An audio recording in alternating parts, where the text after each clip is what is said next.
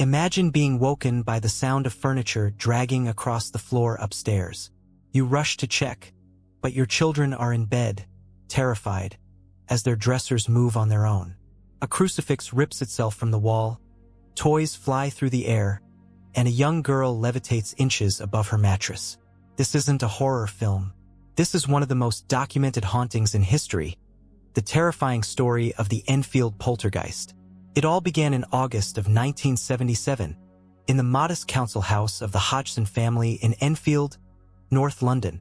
Peggy Hodgson, a single mother of 4, was doing her best to raise her children when strange disturbances began inside their home. At first, it seemed small. Odd knocking sounds coming from the walls, furniture slightly shifting positions, and toys turning up where they hadn't been left. But soon, the activity grew into something no one could explain. One night, 11-year-old Janet and her sister Margaret screamed for their mother. Their beds were shaking violently. The drawers in their room slid across the floor, and knocking echoed from the walls around them. Peggy rushed in, thinking it was a prank or imagination. But as she entered, a heavy chest of drawers scraped across the room on its own, moving toward the door as if trying to trap them inside. She tried to push it back, but the unseen force was stronger. Terrified, she grabbed her children and fled to a neighbor's house. The neighbors, too, heard the knocks and strange noises. They contacted the police. When officers arrived, they examined the house carefully. One officer later swore she saw a chair slide several feet across the floor by itself. She admitted in her official statement that she could not explain what she witnessed. Word spread quickly, and soon journalists and paranormal investigators came to the Hodgson home. Reporters from the Daily Mirror were among the first. They brought cameras, expecting to expose a hoax. But when their cameras captured furniture moving without anyone near it, and when they themselves heard the eerie knocking, they admitted that something bizarre was truly happening. The activity grew more sinister. Janet, the daughter at the center of the haunting, became the main focus. Objects were thrown at her. She was pulled from her bed at night, and she often claimed something inside the house was speaking through her. Witnesses described her voice changing, speaking in a deep, gravelly tone that number 11-year-old could naturally produce. In recordings, she could be heard growling phrases like, "This is my house," and even revealing details about deaths that had supposedly occurred in the home. But the most chilling events were the moments of levitation. Multiple witnesses reported seeing Janet rise into the air, floating above her bed. In one infamous incident, a passing neighbor saw her through an upstairs window, suspended in the air as if an invisible hand was holding her up. Photographs taken inside the room captured her midair, her face twisted in terror. The family endured constant torment. Toys were flung across rooms, marbles appeared to materialize out of thin air, and heavy knocks shook the walls at all hours. The entity seemed to feed on their fear, mocking and taunting them. Even police officers, journalists, and investigators admitted the events they saw were beyond explanation. Paranormal investigators Maurice Grosse and Guy Lyon Playfair of the Society for Psychical Research dedicated months to studying the case. They documented over 2 years of activity, more than 1,500 separate incidents. They recorded objects moving, furniture overturning, strange voices, and Janet speaking in multiple personalities. Grosse recalled seeing a curtain twist itself into a tight knot while Janet was asleep. Of course, not everyone believed. Skeptics accused the girls of faking the activity for attention, pointing to some photographs where Janet seemed to be jumping from her bed rather than floating.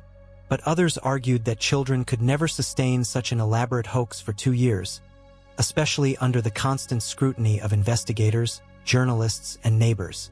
Regardless of belief, the strain on the Hodgson family was undeniable. Janet herself later admitted that on some occasions she and her sister exaggerated small events, but she insisted that the majority of what happened was real and terrifying. Even decades later, she maintained that something dark had haunted her family. By 1979, the activity finally subsided. The family was left shaken, scarred, and forever tied to the haunting. The house itself still stands today, occupied by new families who claim to live in peace.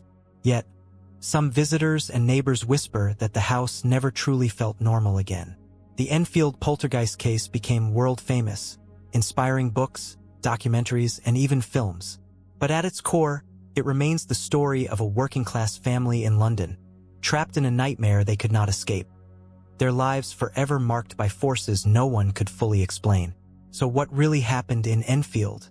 Was it a hoax carried out by two mischievous girls desperate for attention? Or was it the manifestation of something darker, a malevolent spirit feeding on the fear of a vulnerable family? One thing is certain, whether you believe or not, the chilling recordings of Janet's voice, the photographs of her levitations, and the testimony of police and journalists are enough to leave you questioning what's possible.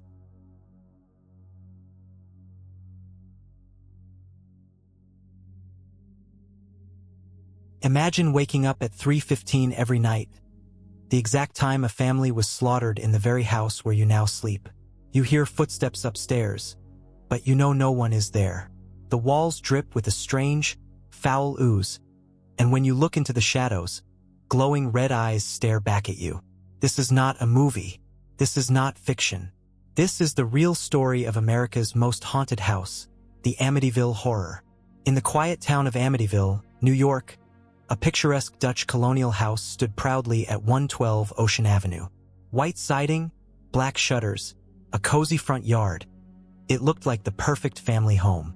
But behind its charming exterior lay a darkness so disturbing that it would terrify the world for decades.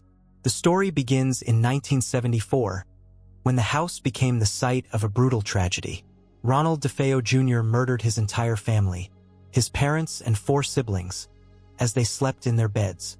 The shocking crime left the house stained with death, its walls heavy with silence. Just 1 year later, in December of 1975, George and Kathy Lutz, along with their 3 children, moved into the home. They knew of the murders, but the price was too good to ignore. They thought they could start fresh. What they didn't know was that something inside the house had been waiting for them. On the very first night, the Lutz family noticed strange things. Cold spots in certain rooms, odd smells that appeared out of nowhere, a heaviness in the air, as if the house itself was watching them. Soon, the strange occurrences escalated. George, the father, began waking up at exactly 3:15 a.m. every night, the same time the DeFeo murders took place.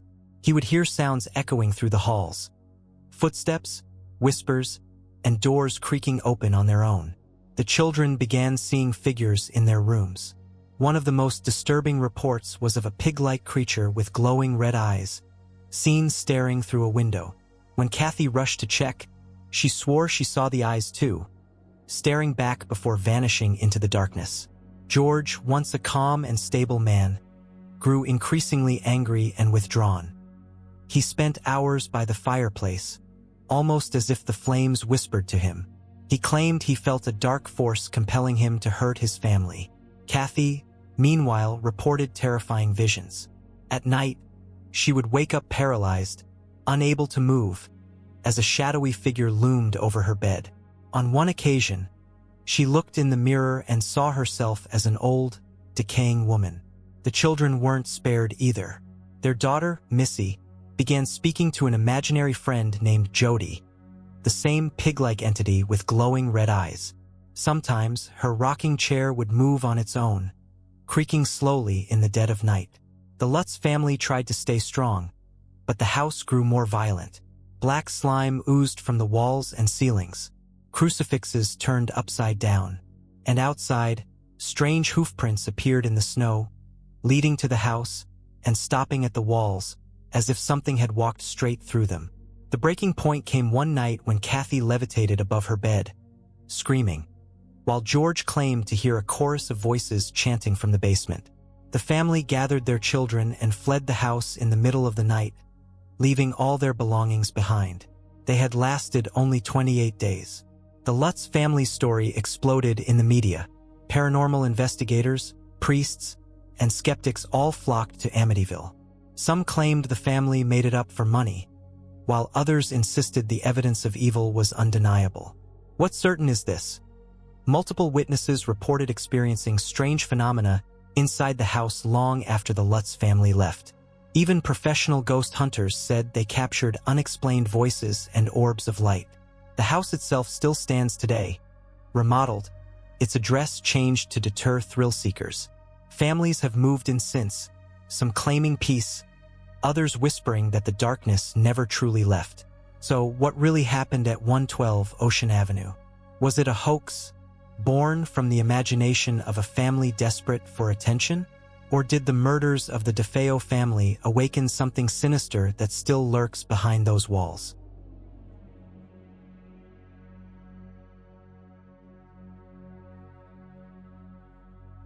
Imagine walking down a long, crumbling corridor, your footsteps echoing off cold stone walls.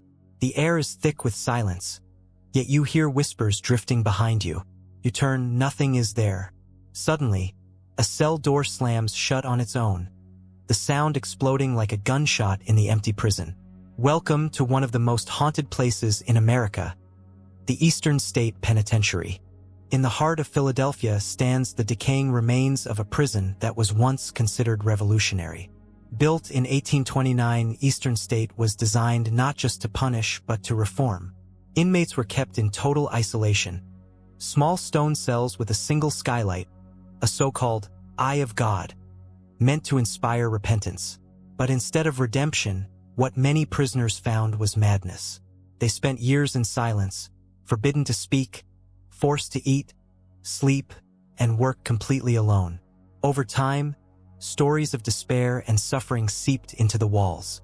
Prisoners went insane, guards reported strange behavior, and cries of anguish echoed through the stone corridors. Even long after the prison closed in 1971, those cries are said to still be heard today. When the prison was abandoned, urban explorers, historians, and later, paranormal investigators walked its crumbling halls. What they found was beyond chilling. Visitors reported shadowy figures darting through the cell blocks. Some heard phantom footsteps following them, only to turn and find the hallway empty. Others described sudden, icy chills, as if an unseen presence brushed past them. One of the most infamous spots is cell block 12. Countless witnesses claim to have heard disembodied laughter echoing through the long hallway. Investigators set up cameras, only to capture strange orbs of light and unexplained shadows crossing the walls. Even hardened security guards admitted they avoided that area at night. Then there is cell block 6, where visitors have reported hearing loud, echoing whispers, conversations and voices that did not belong to anyone present. The voices seemed to come from everywhere and nowhere at once, filling the cold corridor with dread. Cell block 4 has its own terrifying reputation. Witnesses claim to see ghostly figures darting in and out of the cells. Some even reported being touched, cold hands grabbing their shoulders or brushing against their arms. On more than one occasion, guests swore they saw a face peering out of a darkened cell, only to vanish when they approached. Perhaps the most infamous story is tied to Al Capone. The notorious gangster was once locked in Eastern State, and even he wasn't spared.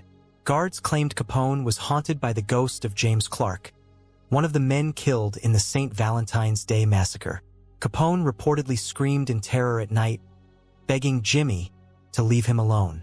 Visitors today say his former cell carries a heavy, uneasy energy, as if his torment still lingers. Paranormal investigators from across the world have studied Eastern State.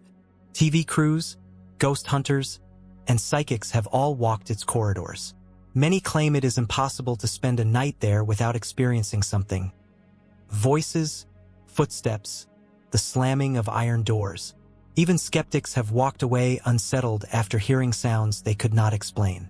The architecture itself seems to hold the energy of the past.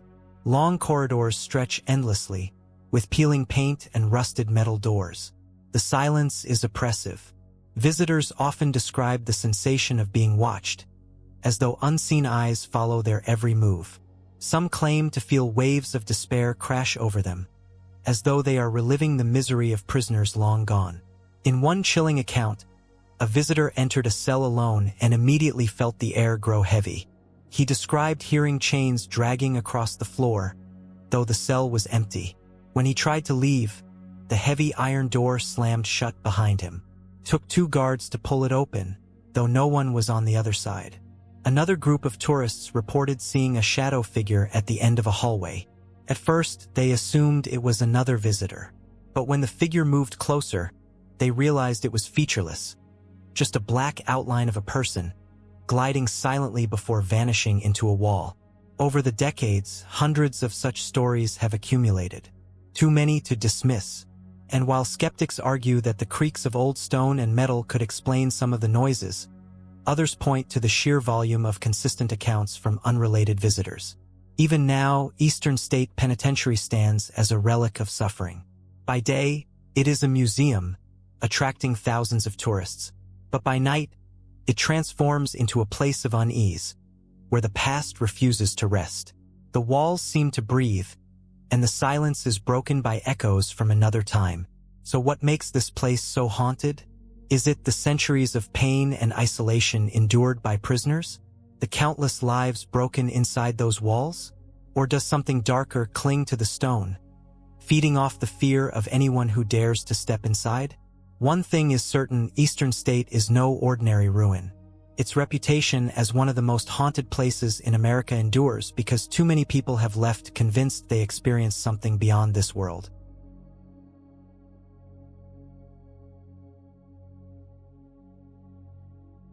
Picture this. You're staying in a grand old southern plantation. The night is quiet, the air thick with humidity, when suddenly you hear the soft sound of footsteps in the hallway. You check, no one is there. A mirror catches your eye, and in its reflection, you see a woman standing behind you. She's dressed in a turban, her face pale, her eyes empty. But when you turn around, the hallway is empty. Welcome to one of the most haunted houses in America, the Myrtles Plantation. Nestled in St. Francisville, Louisiana, the Myrtles Plantation was built in 1796. From the outside, it looks like a picture of Southern charm. A white columned mansion surrounded by oak trees draped in Spanish moss. But behind its beauty lies centuries of tragedy, death, and ghost stories that have made it legendary. The plantation has been called the most haunted house in America, and for good reason. Over the years, countless visitors and owners have reported apparitions, strange sounds, and chilling encounters that defy explanation. One of the most infamous spirits is Chloe. According to legend, Chloe was an enslaved servant who worked in the house during the early 1800s. She was caught eavesdropping on her master and, as punishment, had her ear cut off.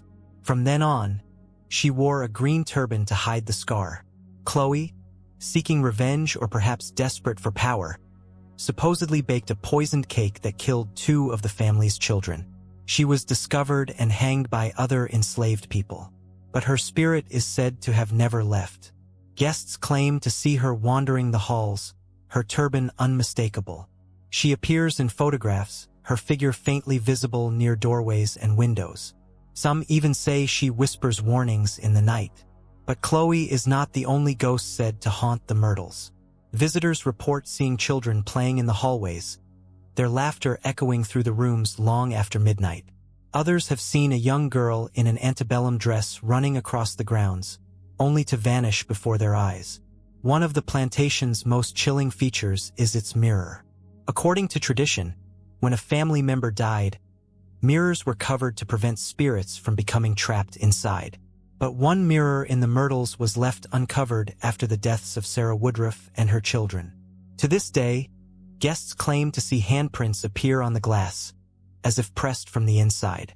Faces sometimes appear, fleeting and distorted, watching from the other side. There are other stories too. A Confederate soldier wandering the veranda, a murdered caretaker who still lingers near the stairs. Guests sleeping in the rooms often wake to find figures standing at the foot of their beds, staring silently until they fade into darkness. The house itself seems alive with energy. Doors open and close on their own, chandeliers sway, and footsteps echo through empty rooms. Tourists who come for history often leave shaken, convinced they've encountered something they cannot explain. Even skeptics walk away uneasy after experiencing sudden chills or seeing fleeting shadows. Over the years, countless photographs taken at the Myrtles have captured strange anomalies. One of the most famous shows what appears to be the figure of Chloe, standing quietly between two buildings.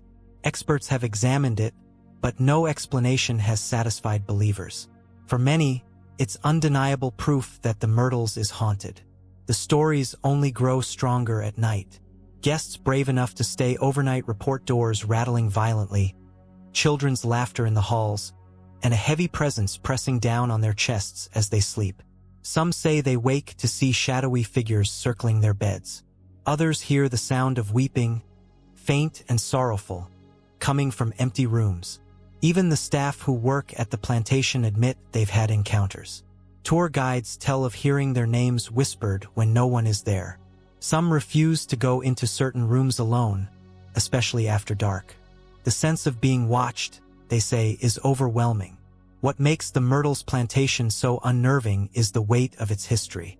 The land has seen centuries of suffering, slavery, disease, and untimely deaths. Whether the stories of Chloe are fact or legend, the sheer number of ghostly accounts from unrelated witnesses gives the plantation its chilling reputation. So, is the Myrtles truly haunted? Skeptics argue that tales of Chloe and the cursed mirror are folklore, exaggerated over time to attract curious visitors. But believers point to the endless stream of personal experiences, photographs, and recordings as proof that the spirits of the past still linger. The plantation is open today as both a historic site and a bed and breakfast.